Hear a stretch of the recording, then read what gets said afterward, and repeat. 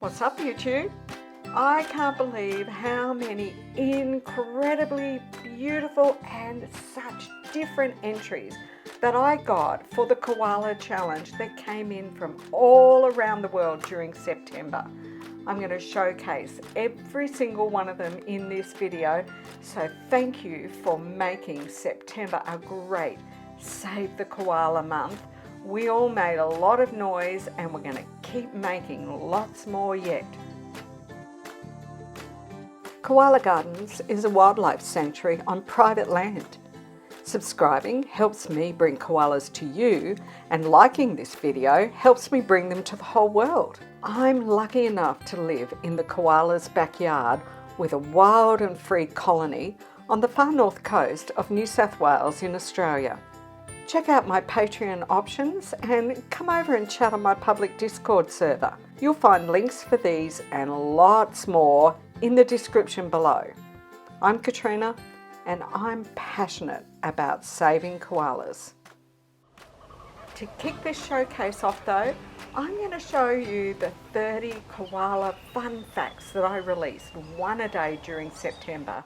And on social media, I asked a question with each of those facts, and I'm going to answer it now so that you can be really sure that you know so much more about koalas than you did when the month started. And make sure you watch through to the end for a beautiful bonus to round the month off.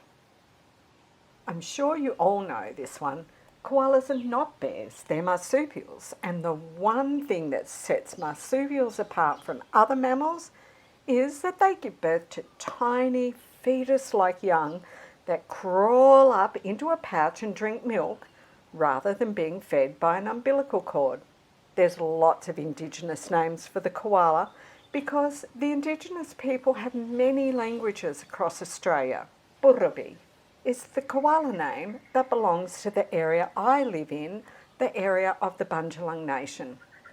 Other names are derivations of this word or derivations of koala, such as kola, kula, kolu. The koala got its name, meaning no drink, because it's always been widely known, well before white Europeans came here, that they rarely come to ground to drink water. That doesn't mean a koala never drinks water, as they do get water from leaves, from rain, and from pockets of water in hollows in the treetops. When baby koalas are born, they're about the size of a jelly bean, and we call them a pinky because they look like a little pink jelly bean with no fur, and they are so tiny, it's amazing they survive at all. I wonder how many marsupials you know of. I can think of quite a few off the top of my head, like kangaroo, wallaby, wombat, possums, bilbies, quolls, and all the little gliders. I wonder if you know any more. Write them in the description below if you do, because there's around 330 different marsupials. Do you know how long Mum was pregnant for? Just 35 days. I guess that's why many people think she's pregnant, when in fact, she's a nursing mother. Mum has 2 teats in the pouch, but Joey actually only ever drinks from the one same teat. Mum can give birth to another Joey that can latch onto the second teat and safely drink while a big Joey drinks from the other. This special pap is not poo at all. Joey stimulates Mum by licking around her cloaca, and this causes her to release pap directly from her cecum without it going through all the digestive processes.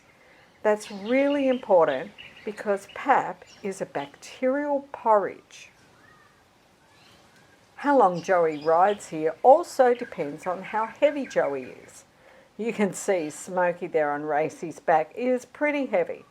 Smokey, I reckon it's about time you stopped taking a free ride. And indeed, that was one of the last times that Smokey did ride on Racey's back. Koalas are the only other animal beside a few primates, which includes us of course, that have unique fingerprints. And I tell you what though, with those claws, I'm not asking Bullet to ink his fingers up for me. Those two thumbs allow them to really grip as they climb through the trees. It always seems like it would be a bit awkward to me, but when you watch a koala moving up through the treetops, you realise Mother Nature knows what she's doing. And as if two thumbs on one hand wasn't enough, they also have a thumb on each foot. And you might notice it's the only digit that doesn't have one of those great big claws on it. It's perfect for allowing the koala to really grip onto branches, particularly when they want to be able to let go and reach out for some leaves. Those long, sharp claws don't retract. They stay out like that all the time. Probably one of the first animals we think of that can completely retract their claws are the feline family. Oh yes, wild and free, that's how we like our koalas. They need lots of space to move about and they need to be able to get up very high in the treetops. Each koala needs lots of different trees in order to get a balanced diet and so that the trees can regrow enough leaves in between each feeding. The reason they need such strong arms is that they're using their arms the most when they're climbing, and their legs are just pushing and giving some stability. When we walk, we're doing all of it with our legs. It would seem like it takes a lot of energy to jump across several metres, but compared to maybe having to travel 30 or 40 metres by going down and then back up again, it's the shortest path. It's also important to remember if they come all the way down to the ground, they're at risk from predators. Koalas actually spend a good deal of their time napping rather than always in a really deep sleep. Often they'll nap with their eyes partly open, or we'll open them a little bit every now and then and just check around. Who would have thought that one of our most arboreal marsupials would be the closest relative to one of our ground-burrowing marsupials? Well, they look a little similar. They live totally opposite lifestyles. The only two animals that have this big cartilage plate across their lower back are the wombat and koala, and they use it completely differently. The koala rests back on that plate when up in the treetops, while the wombat uses it for defence. If a predator comes, the wombat will run as fast as it can to the opening of its burrow and race in head first, and then just stop and use that plate to block the opening. When we say koalas smell the chemicals in each leaf, we don't mean they smell the perfume of the chemicals, but they actually do a chemical analysis, like running the contents of the leaf through a chemical laboratory. They know what percentage of toxins are in there. Eucalyptol is the main toxic compound that the koala has to check for, because even that can become toxic to koalas if the levels are too high. Oh yes, that smelly, oily scent gland. Other animals, such as the moose and antelope families and even goats, have oily scent glands, but usually they're on the top of their head where the horns emerge from their skulls. The koala has to stuff their belly full with hundreds of leaves every day in order to get just enough calories to survive. Bullet can certainly spend a full hour at a time just eating. The myth I really want to dispel is that koalas get drunk or stoned on the eucalyptus leaves, because they definitely do not. They simply stuff themselves so full, they're just in a food coma and digesting away. Wow, 200 centimetres or 2 metres of cecum tells you just how much digestion a koala's body is constantly doing. In humans, the appendix is about 10 centimetres long, but skinnier than your finger. In the koala, that whopper contains billions and billions and billions of very specialised bacteria that break down the cellulose wall of those tough eucalyptus leaves. And that's why the koala can eat them. Eating a lot does make you sleepy, but with the koala, It's not just how much they eat, it's the fact that if it takes more calories for you to digest what you've eaten than the amount of calories you took in, guess what? You would lose weight so fast you wouldn't even be able to survive. They really are rather awkward on the ground. If you've ever watched a koala walk, they never look very coordinated. Even though they can run quite fast, they're quite disoriented when they're down on the ground because their legs are not so strong and their brain is made to think in the treetops. Tree trunks and thick branches are seriously cool in the hot weather. If you get a chance, go up and put your hand against the tree trunk on a hot day.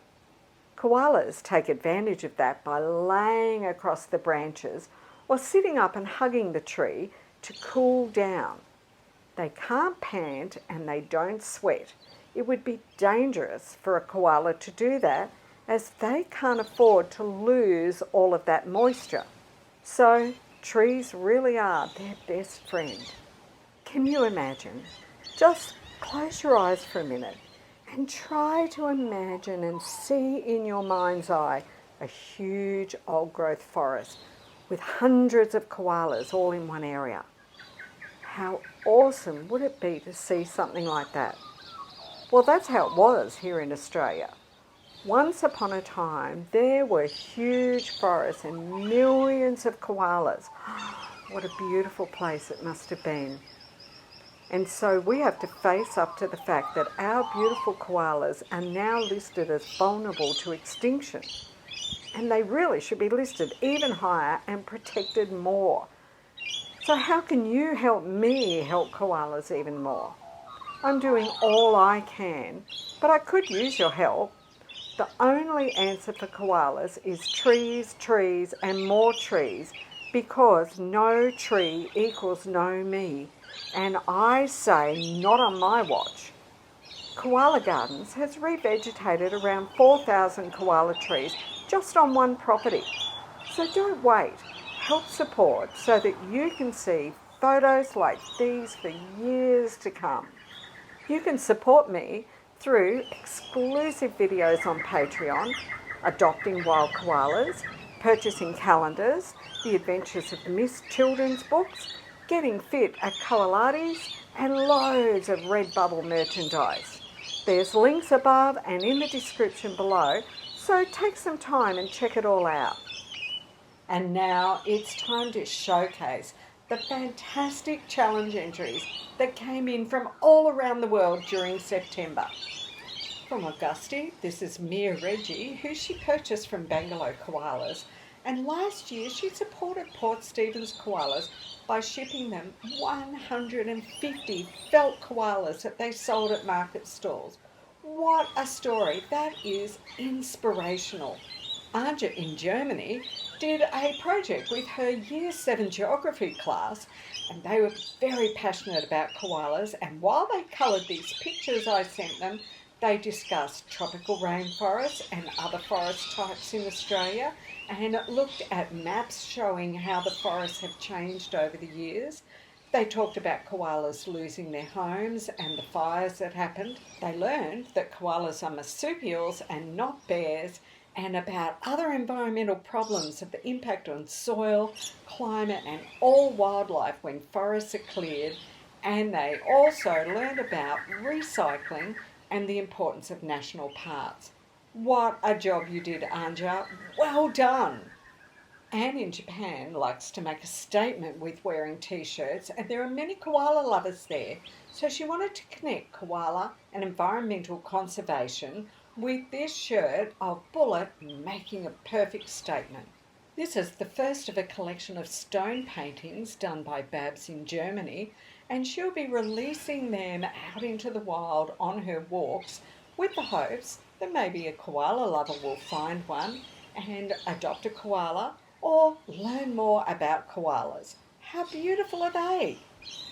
I just love this organisation.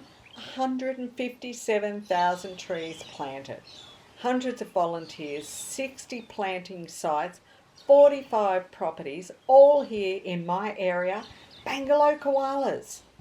Becca Boucher, the author of the Adventures of Miss book about the koalas on my property, attended a vendor's fair at Thobolt's Country Store in Spencer, Massachusetts. 35 local artists, everything from sculpting, baked goods, metalwork, leather goods, antiques.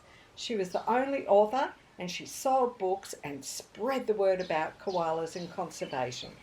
Carolyn is so talented and she took the time to paint this gorgeous tribute to none other than our bullet.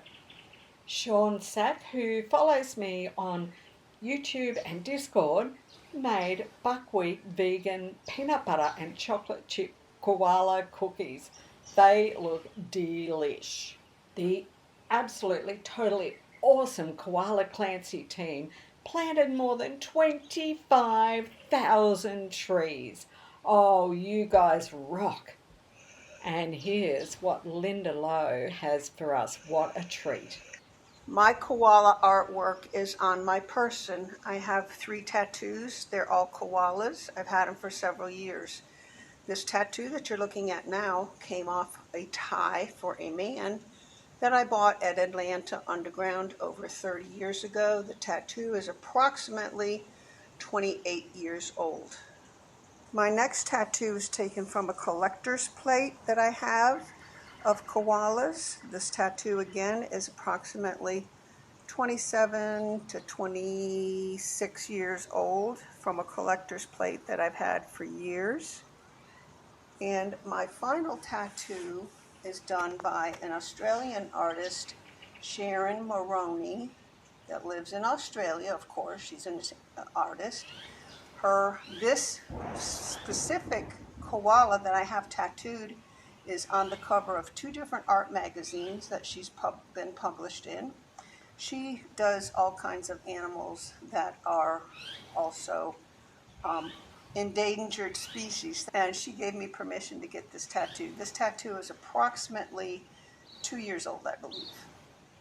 And I just love this. Will be my last because my tattoo artist that has done all 3 pieces has passed. And these are my 3 tattoos and my only tattoos. Thank you, and this is my tattoo artwork. The amazing artist Lucian Noontill, who does all the paintings for the Adventures of Miss book, has submitted one of the paintings she did for an Eye on Extinction series depicting human priorities and what's happening to our beautiful wildlife. Tanjulik is on a holiday and did a koala drawing in the sand. How many people are going to see that? And you know what? It was 16,354 kilometres away from Sydney, and Sydney is, I think, about 800 kilometres away from me. Ina Eggerman is a koala volunteer who has many favourite photos but loves Taruk. Strong, breathtakingly beautiful, gorgeous nose pattern, and is the alpha male in the wild colony around Friends of the Koala, checking his trees daily, stalking the girls. He's in his prime and will hopefully roam many more years, healthy and free. And someone I'm so proud to partner with, telling us a little bit about what she's been doing. Wendy from Vision Walks. So when I'm out looking for koalas, there's 2 things I'm really looking for. One, you have to be in koala habitat, but when I'm up close to a tree, you'll see that it has scratch marks, and the other thing I'm looking for is its scats. So if you have a look at this tree, you can see the scratch marks all up this tree. And this is from the koala's very sharp claws. So my claws aren't that sharp, but they have exceptionally sharp claws. The other thing they have is I have 1 thumb, they have 2 thumbs and 3 fingers on each hand. So this makes it even easier for them to climb up trees, because they can climb up trees with these extra thumb. We might say all thumbs, but for them it kind of works. And the other thing I'm looking for is what we call their scats. So this is a koala scat. As you can see, it's actually it's pretty dry. And if you can smell it, which you can't, it actually smells like eucalyptus leaves. So that tells us a couple of things about koalas.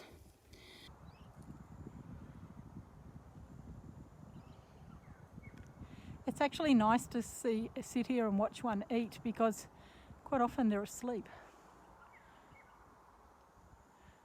And that's because they sleep about 18 hours a day.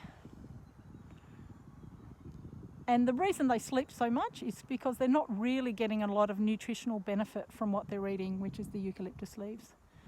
In saying that, they don't only eat eucalyptus leaves, but they only really eat leaves. They do eat some other species, but the majority of what they eat is these eucalyptus. Thank you so much, Wendy. Now, did you enjoy that showcase of so many different types of things? And for my showcase, here's a beautiful image that I did a little bit of faffing on of our gorgeous Ellie. That image is going to be available up on Redbubble, so you'll be able to go on over to there if you like this image and would like to have it produced on some merchandise. And guess what? You've done it. You've made it through to the end of yet another video, and what a month September was. I'm going to run challenges a few times during the year from now on, I think, because everyone seemed to really enjoy that, and I'm getting some ideas of stuff we might like to do together. So would you take a moment on your way out to write in the comments below, saving koalas takes a village. And you know what? You're all part of my village and I'm part of yours. Thanks for watching. Make sure you do like and subscribe and keep watching for more great koala KTV. Did you hit the like button? Now before you go, there's lots more great video to see, and make sure you've subscribed and hit that notification bell.